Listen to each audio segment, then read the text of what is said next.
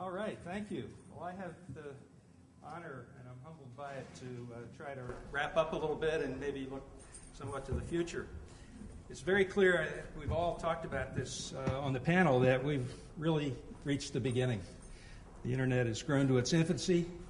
Much of this that we've been talking about and the questions that you've had have to do with the power of the click of the mouse or the personal digital assistant, whereby people express what they want and when they want it in the terms of and conditions that they want to have.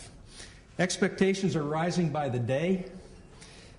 A new kind of an attitude is needed, and we're more than fortunate that Ira had that attitude, of course still does, but he was able to permeate that attitude throughout the world and the community that got things rolling with the Internet in the early days. I think it's fair to say that we're going to have the businesses and the people and the devices. What we may not always be thinking about is that everything will be connected to everything, literally. And the key question there is, will we have the security and the privacy that we expect? And I believe we will. We don't at the moment. We're sort of slightly ahead of the posse, but I'm quite optimistic about it. This power of the click I'd like to expand on just a bit. I think what people are looking for, what people expect from the Internet, is an end-to-end solution. They expect a company or a hospital or a government or an institution of any kind to have thought through beginning to end. So when you think about eBay, it's not click here to buy or click here to sell. They thought about escrow. They've thought about shipping. They've thought about marketing. They've thought about reputations and have created the largest reputation database in the world. So it's an end-to-end kind of thinking. That's what we expect, but it's not always what we get. Recently, I got an email that informed me about a new security feature of this particular company. Now, of course, we've all seen these drop-down boxes where you pick your own question. It really isn't security. It's really offloading some administrative password reset tasks for companies, but it's a pretty good thing to have it. So I picked the question, what is the name of your childhood pet? I entered Leo, and I clicked the continue button, and I got the following error message. The secret answer you entered is not valid. It has to be at least 5 characters. Now, what are they thinking here? Well, I thought, okay, I'll try, what's your favorite color? Well, you just heard I was at IBM for 38 years. Guess what? Blue doesn't work. Red doesn't work. Pink doesn't work. Gray doesn't work. What were they thinking? This is a multi-billion-dollar corporation. So this is why I say we're only 5% of the way into what the Internet has in store for us. It's not the technology. It's the attitude. This is what's holding it back. This is why we're only at 3% instead of 30%. Now, we all have our favorite examples. And this is not picking on Verizon. This could be any number of large Fortune 500 companies. You see in the upper left, it says, "We never stop working for you." And then, of course, you see what it says in the middle. And then there's an email I sent to my friend Gary, who runs a bank. He's the CEO of the bank, and I said, "Gary, are we still on for lunch tomorrow at 1?" This is his reply. Any lawyers in the room? Who runs this bank? All these years I thought Gary ran the bank, and now I have found out the compliance department runs the bank. So how much are we being held back by compliance? Do we have to be compliant? Of course we have to be compliant. I sent an email once to my financial services company. It was a simple matter. It was not buying or selling stocks. Their answer is the following: we can't do that by email. You have to call us, and you have to call us at this 800 number, which you can't call from most parts of the world. Call us between 9 to 5 EST. I wonder what EST means in Bled, Slovenia. And if you have any other questions, just send us an email. So, do they not realize what the Pew Foundation keeps telling us over and over and over again? That 98% of kids view SMS, text messaging, Skype, email. It's their primary ways to communicate. They're primary, not a secondary. It's their primary way to communicate. And here we have multi-billion-dollar institutions saying we can't do that. Is this a technical problem? Is it possible to have secure email? Is it possible to authenticate and encrypt email? Of course. And then, of course, we have healthcare. And I won't go on and on about this. We all know about what it's like to get analog information about your blood converted to digital, only to have it converted back to a fax is the only way you can get that data. And it's whose data? It's your data, our data. We can have everything about our money in Quicken, but we can't get any data about our bodies. And of course, pharmacy, click here to buy, hardly. So we have a little way to go. Now, I'm not blaming government. Frankly, we are so fortunate, as I've mentioned before, for the work that Ira and many of you in this room have done to help governments resist the temptation to regulate the Internet. And believe me, there were many, many attempts, bit taxes and making it illegal to cache content, and many of you are quite aware. So I think we should be proud of the government in that respect. Growth has come from the grassroots and has not been impeded by the government. We can learn throughout our lives now. Of course, a lot of people don't know how to learn, and this is why we still need teachers. We still need libraries. Libraries, of course, are expanding, as you know, not to put in more books, but to put in more people and seminars and meet with the author, etc. So this is a huge opportunity. I point out the shortcomings because that's what I think is holding us back. The bottom line is, are these institutions going to accommodate the Internet? Oh yeah, we have most of our items for sale mostly on the Internet. Or are they going to make every process and all of their data available to those who are authorized all the time, anywhere, on whatever kind of a device that person may be using to connect to the Internet? Now, just a comment about the bubble before I give you my sort of view of where I see things going. Yes, there was a bubble. It was a big one. A lot of people got hurt, lost money and jobs. It was a horrible thing, but it was not the fault of the Internet. It's often called the Internet bubble, or the Internet caused the bubble. The Internet was growing very rapidly before, during, after, since, and into the future. It had nothing to do with the Internet. It had to do with alchemy.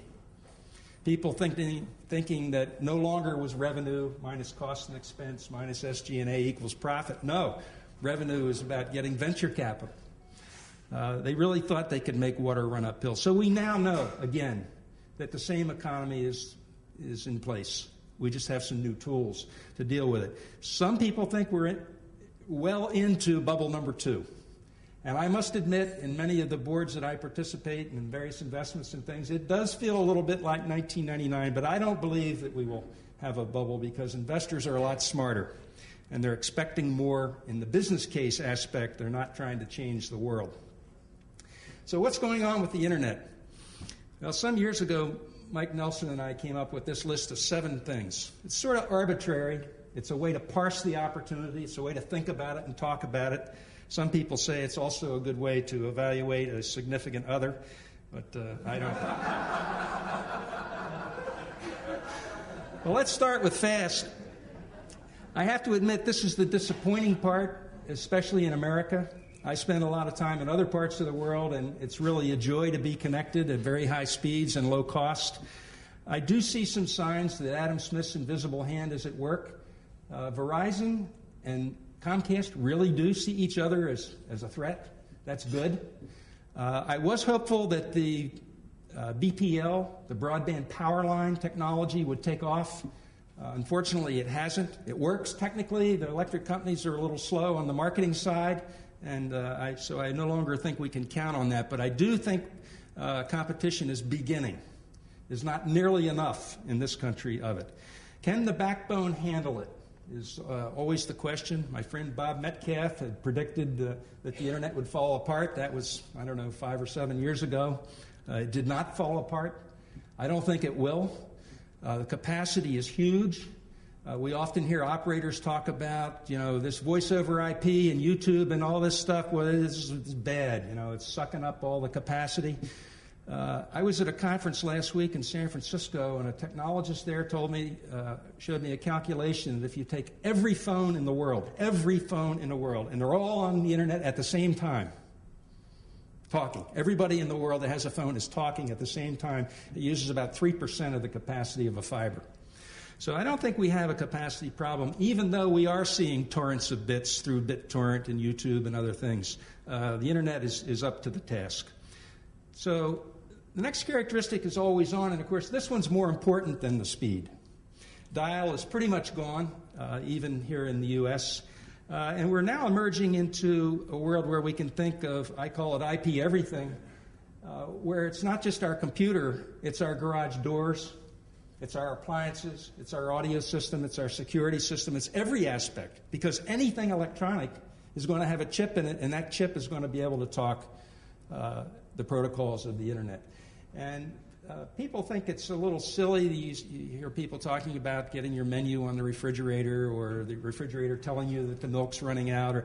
So there are some maybe bizarre things, but there are many useful things from a security and utility point of view where it's quite helpful to be able to unlock the door for a service person, allow them to come in, fix whatever's broken, and you have a complete record of what's going on. So IP everything, and of course, when I say everything, I mean TV.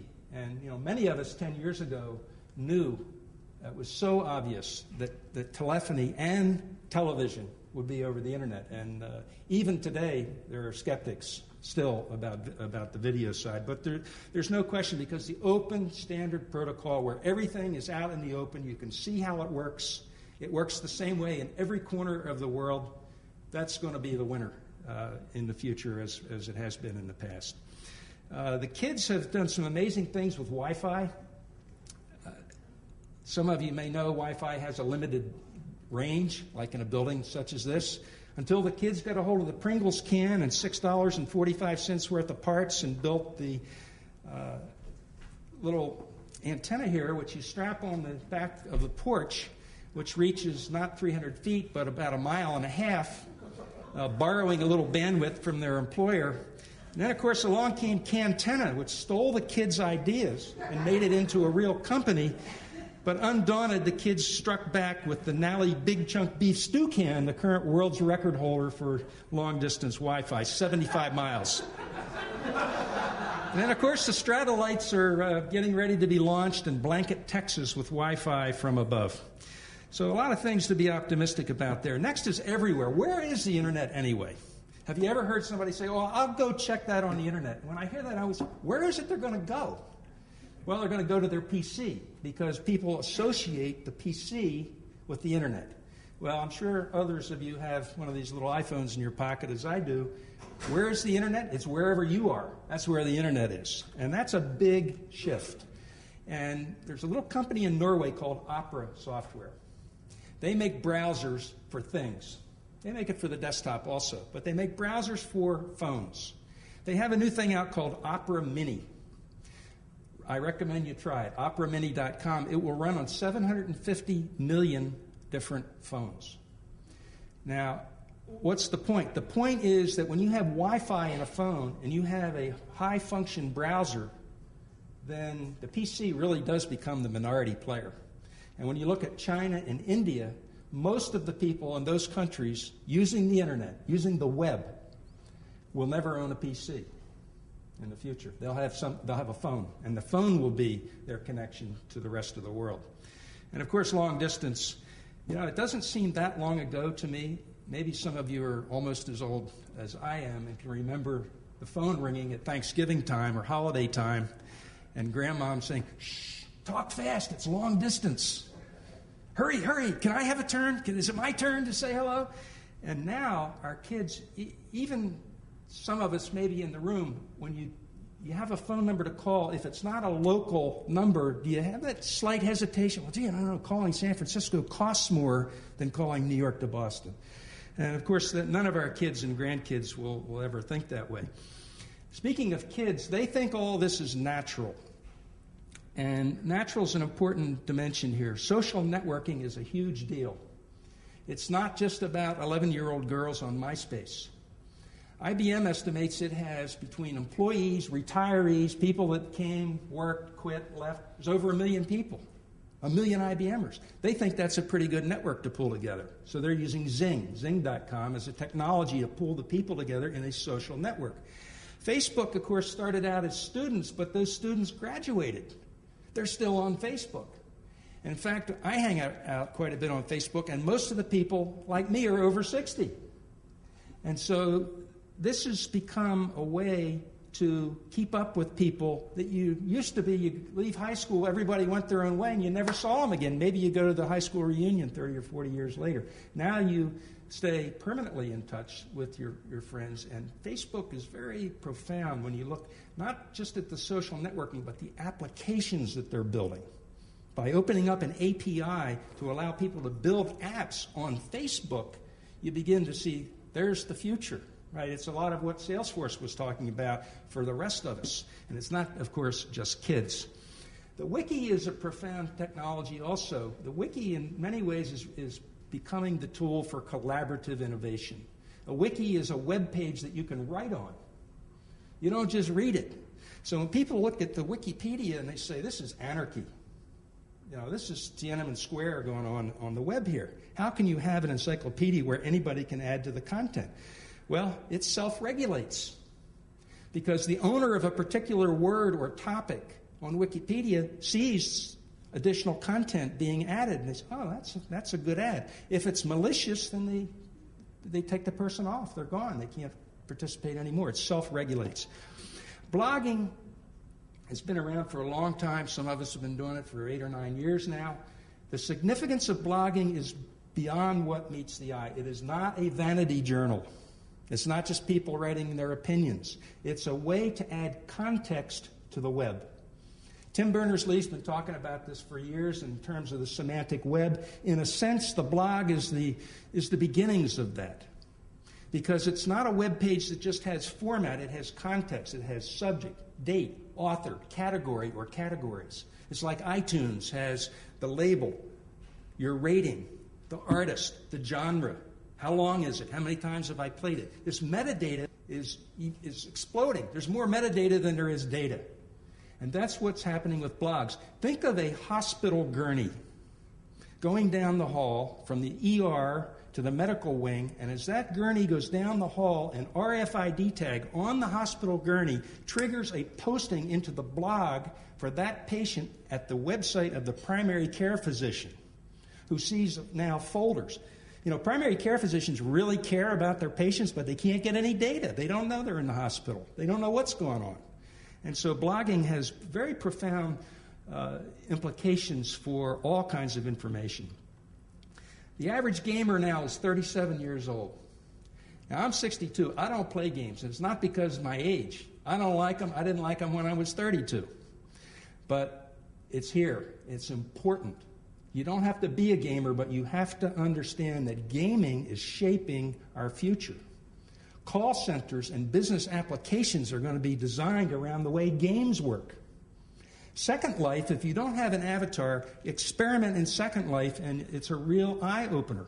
Companies are beginning to use things like virtual worlds and Second Life as their way to collaborate. It's sort of the next generation of WebEx in a sense. So gaming is hugely important, and the long tail is really happening now. When Chris Anderson wrote the Wired article about that a few years ago, it wasn't so clear how people would take advantage of it. But now you can see what's going on with Netflix, and you can see the ability to find a book or a song or a movie that only a few people like. Only a few. It's such a narrow niche, and that's really what the long tail is all about. Intelligent. Ajax, not the foaming cleanser, but rather the asynchronous JavaScript with XML is dramatically changing the way web pages work. You click on something, the page reloads. Not with Ajax. Things just happen behind the scenes. I'm sure you use kayak.com, K-A-Y-A-K. It is the best travel site. It's a great example of the potential that Ajax offers. The global application web is beginning to unfold, and everything becomes a service. So if you have a browser, you can do anything. And it doesn't matter what the operating system is. What's the operating system on this iPhone? Nobody knows, and nobody cares. And that's what's different about it. Let me go to easy. Of course, none of this is easy, but there's some light at the end of the tunnel. A few things that I think are important. Open document. Many of you in the room, I'm sure, are aware of this from a policy perspective. Commonwealth of Massachusetts is putting a real stake in the ground on this. Open document is about separating a document from the software that created the document. So if I create a spreadsheet today or a presentation, this is not PowerPoint, by the way. You do not need PowerPoint. I haven't used PowerPoint for 10 years. This is open office. And the format of this document is an open document whose specification is in the public domain. And so 100 years from now, my grandchildren's grandchildren will be able to open that document. What software will they use? I don't know. I really don't care. So the document separated from the application. This is extremely important. Linux, of course, is important. And the reason it's important is because it's going to allow a lot of competition for this iPhone. I love this iPhone. It's a great thing. But there's going to be a lot of companies making great things with the hardware that this uses. And they're going to do it through Linux. They're not going to come to IBM or Microsoft or Novell or any operating system producer. They're going to use Linux because, again, it's out there and people can see what makes it tick. Yoo-hoo, is what I call YouTube. I guess we've talked enough about that. I guess I would say about YouTube that the way you know that it's profound is when it shows up on the front page of the New York Times and they say, why would Google be stupid enough to pay $1.6 billion for something that has no revenue? And that just tells you a lot right there. That it just like went right over their head, the fact that we've evolved from black and white text. You know, the web was around in like 1989. It was text. It was black and white. Then we went to color, because everybody has, we have images, music, and now video. It's just a natural evolution that we've seen in IT for many decades.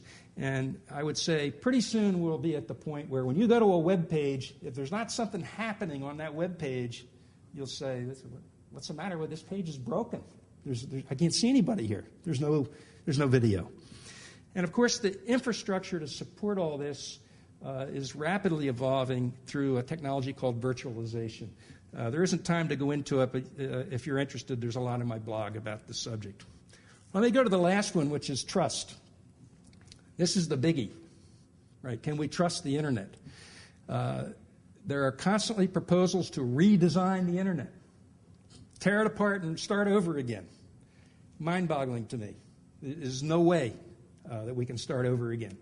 Evolution works in more ways than one, and including the Internet. Security, from my perspective, you can be as secure as you want to be. It's a matter of how much money and resources do you have. Stewart, of course, would see that differently because he's in the thick of the world's largest security set of issues. Privacy, the policy part's over. Everybody has a privacy policy now. Do they follow it? Probably not. They don't know if they're following it. And that's the big task ahead, is to design the infrastructure to be able to know if any application or database or process has been touched that involves personal data. The linkage of the brand and the digital ID is, I could say I'm disappointed because we could be a lot further technically. This is a smart card called Healthy Connect. It's from the hospital where I live in Connecticut. In this smart card is some very basic information, and if I go in for a blood test or an EKG, I just put in the card, click a couple of buttons to authenticate, and that's it. This is what people expect, and it's an opportunity now for hospitals, for banks, for all companies to build their brand around that smart card. And I see this beginning to happen. As I mentioned earlier, healthcare and finance are ready to go. Lastly, on the trust, block the bad things with technology, not with laws. Anybody get calls at night at home? I do, every day. I'm registered in the do not call list. Why do I get calls? Because there's 13 exceptions in that legislation. Can you imagine the exceptions that would go into spam legislation and legislation for what jurisdiction?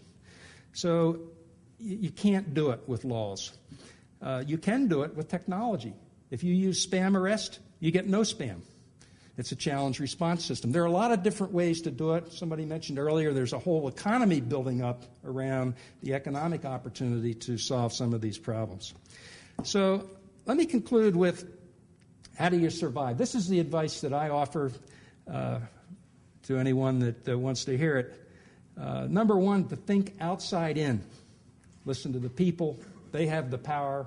We need to walk in their shoes. Now, what do I mean outside in as opposed to inside out? The best example I can give you to make the contrast is the call center. Raise your hand if you love call centers. Press 1 for English, 2 for Spanish. Okay, I've got to change my postal code. Just changed. I want to make that change. I'll press 1 for sales, 2 for support, 3 for the location of our nearest branch offices. By the way, you can reach us on the web at HTTP. Oh, geez. I just want to change my postal code. I'm going to press 0. I want to talk to somebody. I don't really want to talk to somebody. I just want to change my postal code. Press 0. Welcome to ABC Company. Press 1 for English, 2 for Spanish. Oh, geez. 9. The other day I had one at work. It was a 9. Press 9. Thanks for calling. Goodbye. See, that's a mentality of command and control. Inside out. That isn't going to cut it in the future. Don't you love it when you call and they say, enter your 16-digit account number. You enter your account number. Hello, this is Bill. Can I help you? Yeah, I have a problem. Good. Well, what's your account number?